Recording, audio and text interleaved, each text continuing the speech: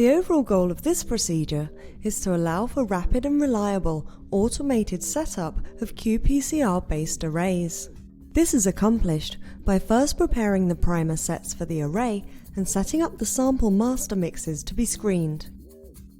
Next, either an automated robotic PCR setup or a matrix electronic pipette system is used to accurately aliquot sample master mix and primer sets into each well of a 384 well plate.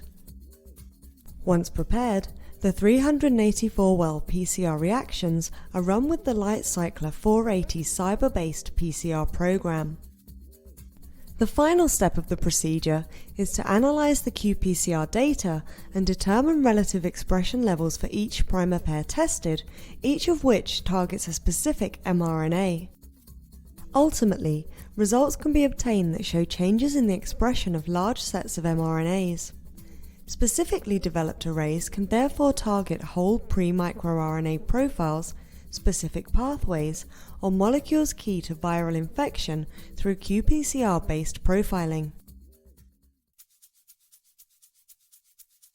Hello, I'm Dirk Dittmer from the Department of Microbiology and Immunology at the University of North Carolina at Chapel Hill. Today we will show you how to set up real-time qPCR arrays.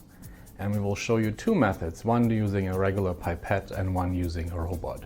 We use this technology to measure pre-microRNAs and mature microRNAs in human tumors.